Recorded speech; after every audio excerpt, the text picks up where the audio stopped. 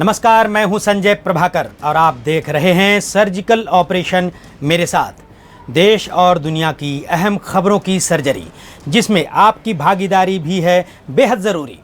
दोस्तों, प्रधानमंत्री नरेंद्र मोदी एक बार फिर टेलीविज़न पर प्रकट हुए रात 8 बजे एक नई घोषणा के साथ।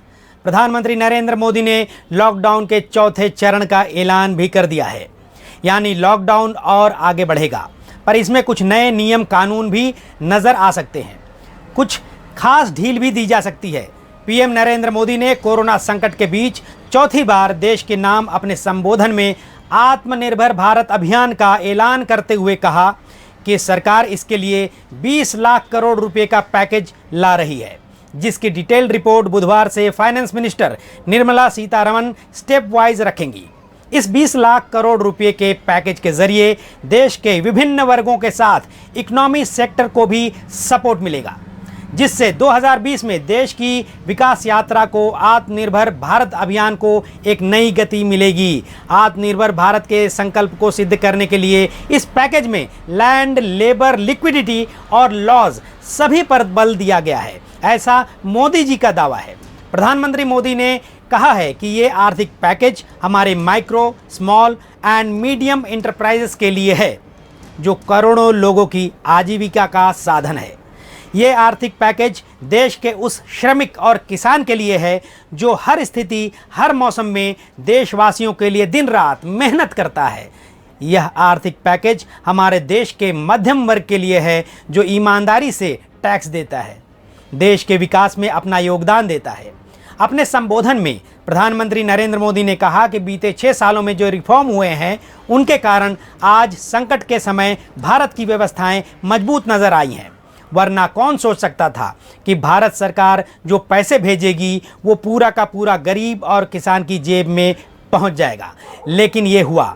ये भी तब हुआ जब तमाम सरकारी ऑफिसर्स बंद थे। लेकिन रकम क्या थी, ये बात वो खुद भी जानते हैं। लेकिन कड़वा सच ये भी है कि बड़े शहरों से मजदूरों का जिस तरह से पलायन हो रहा है, वो राज्य सरकारों और आपके शासन के बीच कोऑर्डिनेशन की तस्वीरें बता रहा है मोदी जी।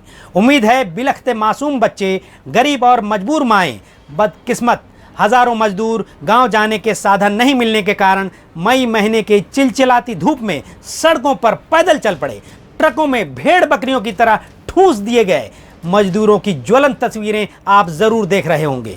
मुंबई, ठाणे, दिल्ली के साथ देश के कई और शहरों से बेबस मजदूरों की घर वापसी का नज़ारा उम्मीद है आपको रुला रहा होगा, क्योंकि जिस अंत्योदय विचारधारा को लेकर आप नीतियां बनाने की बात करते हैं और प्रधान सेवक होने का दावा करते हैं, समाज के उस आखिरी छोर के गरीब वर्ग के लोगों को सरकार 2 जून की रोटी भरपेट नहीं दे सकी, रोजगार को लेकर बने रहने की हिम्मत नहीं दे सकी। जो तस्वीर मैंने अपनी आंखों से देखी हैं, कई मजदूर और उनके परिवार के सदस्यों से मैंने खुद बातें की, उसे समझकर मुझे साफ लगता है ये गरीब काफ़ी लंबे समय तक अपने गांव से वापस शहरों के निर्माण के लिए नहीं लौटेंगे। ऐसे में मैक्रो और माइक्रो लेवल पर युद्ध स्तर पर आपकी सरकार को काम करना होगा। गांव लौट रहे मजदूर और मजदूरों को, गरीबों को स्थानीय तौर पर रोजगार के साधन और स्रोत लाने पड़ेंगे, वरना आपके नए नारे आत्मनिर्भर भारत अभियान का महाप्रयाण हो जाएगा। और हाँ, लोअर मीडियम क्लास जो हमेशा से पिसता चला आया है, न वो मजदूरों की लाइन में खड़ा हो सकता है, न ही मांग कर रोटी खाने की हिम्मत जुटा सकता है। उसकी फिक्र भी आपको करनी पड़ेगी। इस वर्ग का हमेशा से सरकारों पर सौतेले व्यवहार का आरोप लगता रहा है।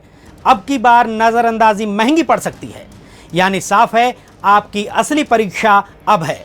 वहीं दूसरी तरफ परप्रांतीय कहकर कई मौकों पर प्रवासी मजदूरों और मेहनतकश गरीबों को टेढ़ी नज़र से देखने वाली राजनीतिक पार्टियां और सत्ता पर काबिज राजनेताओं को अब उन प्रवासी मजदूरों की कीमत का एहसास ज़रूर होगा। जब कल कारखाने, उद्योग धंधों का ढर्रा तो नजर आएगा, पर उसमें जान नहीं होगी।